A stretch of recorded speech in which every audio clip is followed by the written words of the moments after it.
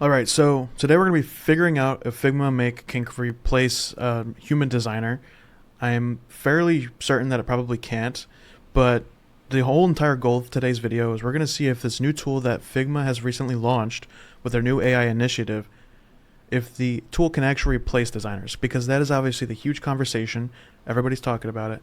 AI is replacing people. You have half the aisle who's super optimistic. I think I'm more on that aisle. And then you have the other half of the aisle. It's like, this is going to be terrible and tarnish humanity. I don't know if I'm super bullish on either side of the aisle there. I'm leaning towards optimism. But this tool, I feel as if it's going to hit the closest for home for me personally, because I spend a lot of time in Figma.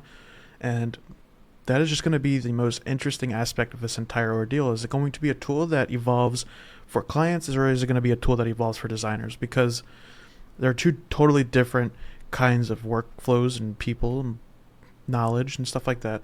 So we're going to set this up a little bit differently than you usually would for a video like this. Instead of pretending like we are, we're not pretending, but instead of acting like just a regular designer with the knowledge that I have, I'm going to interface with this Figma Make AI, which is Claude 4, by the way. I'm going to interface with it as if I was a client, not a stupid client, but not a super intelligent client when it comes to this line of work. So somebody that doesn't have all the information, they just know the basics. So I'm going to talk to Figma Make like that, and we're going to see if we can go from absolutely nothing to something that we can use, something that can literally help a business launch. And that's going to be the ultimate test. So let's start really quick. Let's just get right into it. So right away, this is the face interface here for Figma. I'm using the browser version, and it looks pretty decent. It's very simple. Over here is where you have your interface for speaking to the AI, and over here it looks like it's going to be where it populates the stuff. By the way, full disclosure, I just got beta access today. That's why I'm making this video today, and I'm like excited to see this work. So I have an idea already. So we're going to try to make a bunch of marketing collateral for a new startup in the healthcare sector, and we don't know much about it. We just are trying to get the MVP, and we're bootstrapping. So we don't have the money here to invest in a designer or a creative director or a developer. We are all in it by ourselves. So let's get started. So the first thing we're going to do is I want some sort of brand guideline. I want something that we can use for brand guidelines. So I'm going to do that really quick here.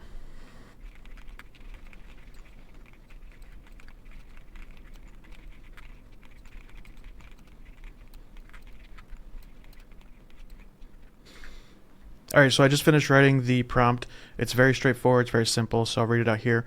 Can you create a branding guideline for my new healthcare startup? It's called Brawly, and it's a tool that patients can sync all their healthcare data and information to.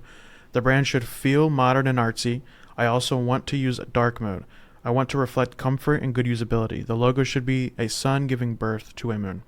So it's very straightforward. It's not really leaving much gaps in terms of the vagueness of it, but we're going to see if Figma Make can create something here. So I'm going to click this arrow, and it looks like it's going to think here. So I'm just going to pause and then come back when it's finished, so we're not just sitting here wasting time. But one thing I did find interesting when I was using it briefly before is that it populates the code here, which you can kind of watch it work in terms of the code, and I thought that was pretty cool. So yeah, you got the preview and you got code. All right, so I'll be back when this is finished. All right, so it looks like it created the actual guidelines here. So the second I saw that, I was like, holy crap, that's good. That's really good. That was at first glance, and I'm not saying there's anything wrong with it, but I literally just seeing it now. The logo is, well, no. I'm just gonna say no. That's not a great logo.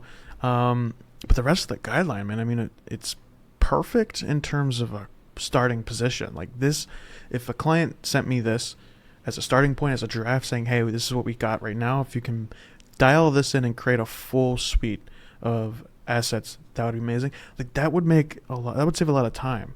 And so, the concept phase of a project in this atmosphere is usually going to take the longest because you're spending so much time on R&D. So this is an amazing way to get that kind of just kick-started, just rocket launch right there. So I'm really interested in how, that was easy to do. But if you take a look, there's a light version too. A built-in light version. I did this within 5 minutes. Incredible stuff here. And keep in mind that we didn't give it much context. And we didn't give it anything other than a very generic and vague prompt. So the fact that it's able to spit this all out, pretty great. Now let's get into the criticisms. It's very, very, uh, it's generic. It's just very generic. There's nothing special about it. So if you were a larger company with startup money with Series A funding and this is what you had, I'd make fun of you. But if you are a bootstrap startup and you're just trying to get the bare minimum so that you can get an MVP and a proof of concept, I mean, this is better than anything that you could have had 5 years ago. So, it's all about how you look at it, from which lens you see it through. So, with that said, I do want to see if we can take it a step farther. So the first question's answered. Can it do it? It can. Is it great at it? No, it's not great, but it can do exactly what you ask it to in a very straightforward way. So can we make changes? So this is another question I have. So I'm going to go and make some changes to this guideline and then see what it comes up with.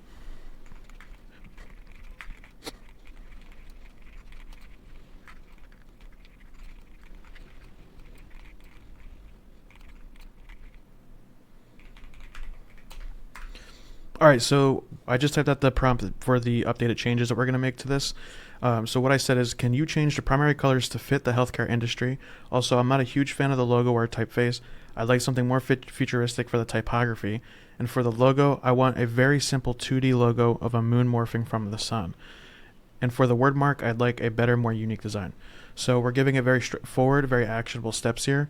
It's still pretty vague, but it's enough that it should give us something. I specifically put futuristic in there and threw that in there because I don't want a font that's a display font. I just want a font that's maybe a grotesque or something of that nature. Right now it looks like it's just using enter, and that's fine, but I want to see what it's capable of here. So let's see if it can make these updated changes and see what it looks like. So I'm going to do that, and then I'll be back when that's finished. All right, so the revisions are complete. This is the quickest revision round I've ever had in my entire life, and I want to say right off the bat that it looked better before. I'm just going to say that right off the bat. Now, is that because we gave it worse feedback than it required, or is that just because this tool is really just random? And by random, it's predictionary. So that's how LLMs work. They are prediction based, and whenever you say something, it's going to make the best prediction, and it adds an element of random in there. I'm not an engineer, but I've seen a few YouTube videos, so I know what I'm talking about. I'm being sarcastic. Anyway, this is a pretty terrible looking logo, terrible looking word mark. I mean, it is horrible. I don't know why it got so bad. I think it took futuristic a lot more farther than it should have, which was kind of the point why I put it in there. So in a real world scenario, I would keep going back and forth with this, but for the sake of this video, let's just say that we love it. I've seen way worse, so there's that. So let's say we love it. Next thing we want to do is let's talk about the changes. So the typeface, it is not terrible. It is definitely more futuristic. So it listened. That's the most important part here. As it listened, it is a futuristic looking typeface. The colors definitely way more integrated with the healthcare industry. Logo, horrible. I mean, absolutely disgusting. I don't even want to look at it. It makes me uncomfortable. The word mark, no, just absolutely not. So it's not very good looking, and it's just the nature of these kinds of tools. Branding is a very complex thing, and when you give it very vague prompts, it's not going to give you the best. But remember, we are trying to act like a client here. We're not talking to it like a design professional. We are talking to it like a client who would talk to an actual designer would talk. So this is the whole point of the video. Can this tool replace designers? As of right now, my intuition is telling me absolutely not. But what we're going to do is we're going to take this and we're going to take it a step further, and we're going to have it create a website. So let me type out this prompt.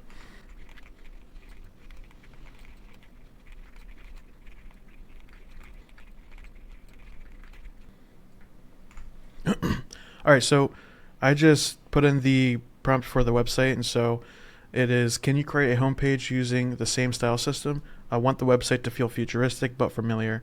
I really want to use 3D illustrations for each section, and I want the hero section to have a compelling call to action to download the app. So we gave it some actionable items here. We gave it a style that we want to go with. We have the branding guidelines that it made. So can it go from branding guidelines to a website? We're going to find out and hopefully it doesn't take too long, because when I did this before, or when I did those revision rounds, I think that took like 6 minutes. It wasn't short. So I'll be back when this is finished. All right, so it finished the website design, and the second I loaded in, it was this 3D animated little hero image. It doesn't look good, but it's very interesting because it's animated, which that's pretty crazy. I love this little download button. It looks good. The UI feels very status quo. So that all is pretty interesting. The copy is very decent. It's decent, not very decent, it's just decent. HIPAA compliant, which if you're in the healthcare industry, is crazy hard to get into because it's crazy expensive. So if you're using this tool to do this, you probably have money to buy designers if you're HIPAA compliant. But anyway, I digress. The wireframe looks just like you'd imagine from an AI tool. Is that a good thing or is that a bad thing? It depends who you ask. If you ask me, I say I did not expect anything more. I did not expect anything less. Other than the fact that it animated this 3D image here, which doesn't look good. Doesn't look good at all. It's also animated here and here and here. It's great for a prototyping tool, and not prototype in the way that you would create a wireframe and then build a prototype of it. It's great in a way that allows you to explore. Exploration has never been this easy. Exploration is going to continue to get easier with this tool's evolution, and I'm 100% for it. I love it for that, but it is not a tool that you can use to go from nothing to something. Or, I digress. Not digress, but I take that back. You can go from nothing to something. Like I mentioned before, if you are somebody who is just starting a company and you have no money to invest into a designer, developers, etc., this is going to be the best case scenario, in my opinion. There might be better tools out there, but an all-in-one solution, this is going to be great because it gives you code as well. I don't know how far you could take that code. I'm not going to do that in this video just because it's about designers strictly, but if you don't have the money to invest in a designer and you need to get your idea off the ground so that you can get that investment, this is a great tool to do that. Great tool. This is also a great tool for the entire drafting process, whether the client is drafting prior to sending out, a brief to the contractor, or maybe the contractor and the client are working together on experimentation. This is a great way to do that. You can come up with stuff in the blink of an eye, and you can just keep doing it over and over and over again until you land on a bunch of elements that you do like. So I love that for it. I think that's incredible. But no, it's not replacing a designer anytime soon. I can't say anytime soon. Who knows how fast this stuff evolves, but it's not replacing a designer today, at least.